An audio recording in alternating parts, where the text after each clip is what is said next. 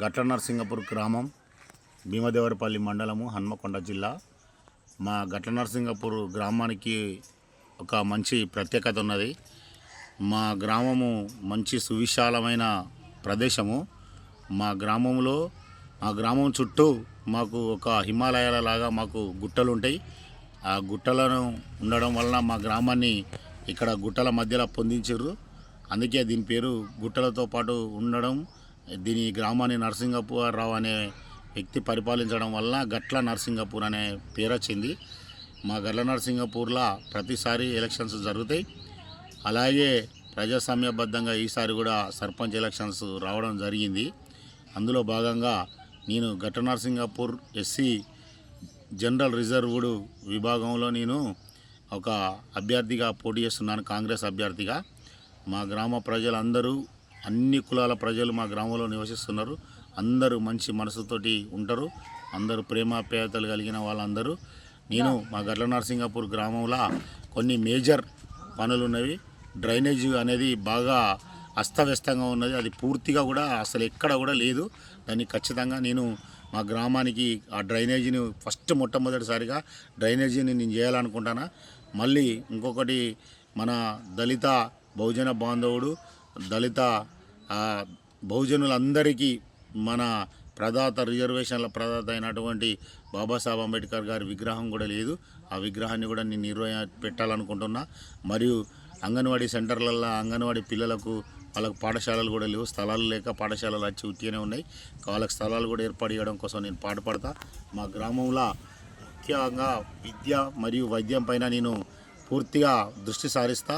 ఇప్పుడు మాకు పశు వైద్యశాల ఉన్నది. మా చుట్టుపక్కల గ్రామాలు, తండలు అన్నీ కూడా మా పశు వైద్యశాలలో వైద్యం చేయించుకొని పోతారు. అది మొత్తం పూర్తిగా శిథిలావస్థకు చేరుకున్నది. దాన్ని కూడా మొట్టమొదటిగా నేను దాన్ని మంచిగా బిల్డింగ్ కట్టిస్తానని నేను మా గ్రామ ప్రజలందరూ తెలియజేస్తున్నా. ఇంకొకటి, సీసీ రోడ్లు కొన్ని ఉన్నాయి, కొన్ని లేవు, చాలా దిక్కులో లేవు. మేము బతుకమ్మ బండ పోయే దిక్కు కూడా మాకు సీసీ రోడ్డు ఖచ్చితంగా చేసుకుంటాం.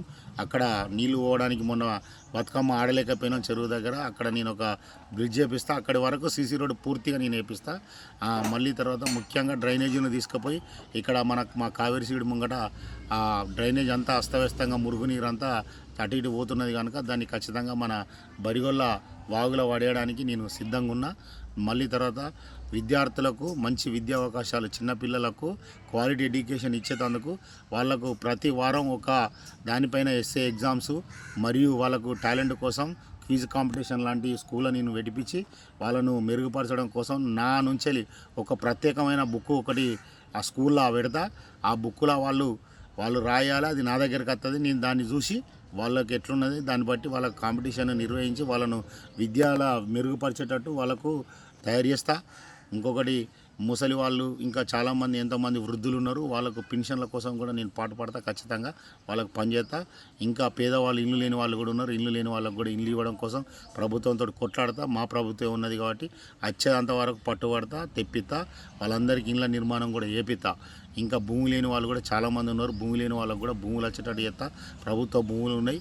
ప్రభుత్వ భూములు నిరుపేదలైన వాళ్ళకే ఖచ్చితంగా చెందేటట్టు నేను చేస్తా. మా గ్రామంలో వీధి దీపాల కోసం కొంతమందిని నేను సోషల్ వర్కర్స్ని కాంటాక్ట్ చేసిన. ఆ సోషల్ వర్కర్స్ డోనర్స్ ద్వారా వీధి దీపాలు, సెంట్రల్ లైటింగ్ సిస్టమ్ ఒక్కొక్క 2-3 చోట్ల పెద్ద పెద్ద లైట్లు వేయడానికి, మరియు ఒడ్డెర కాలనీలా మనకు కమిటీ హాల్ ఉన్నది. ఆ కమిటీ హాల్ కొంచెం ఇంకా పూర్తి కాలేదు, దాన్ని కంప్లీట్ చేపిస్తా. మా ఎస్సీ కాలనీలు కూడా కమిటీ హాలు, యాదవ సంఘానికి కమిటీ హాలు, మరియు పద్మశాల సంఘాలకి ఇవన్నిటికీ నేను ప్రభుత్వంతో పోరాటం చేస్తా. మరియు డోనర్స్ ఇచ్చేవాళ్ళు, సాయం చేసే వాళ్ళతో కూడా నేను అడిగి తీసుకొచ్చి మన గ్రామానికి పని చేపిస్తానని మన గ్రామ ప్రజలందరికీ విజ్ఞప్తి చేస్తాను. మీరందరూ నాకు మీ అమూల్యమైన ఓటు వేసి నన్ను గెలిపించగలరు. నేను మీకు ఎప్పుడు సదా మీ సేవలో ఉంటా. మీకు ఎలాంటి కష్టాలు వచ్చినా కూడా, ఎంత రాత్రి నన్ను పలకరించినా కూడా నేను ఉన్నానంటూ మీ ముందుకు వస్తానని మీ ఓటు కోసం నేను బ్రతిమలాడుకుంటూ మా గ్రామ ప్రజలందరూ సుభిక్షంగా ఉండాలి, మా వాళ్ళందరూ ఆయురారోగ్యాలతో ఉండాలని కోరుకుంటూ మీ బుల్లంపల్లి రాజు, నీ అభ్యర్థి, నన్ను గెలిపించాలని కోరుకుంటూ మీకు ధన్యవాదాలు తెలియజేస్తున్నా. Thank you very much.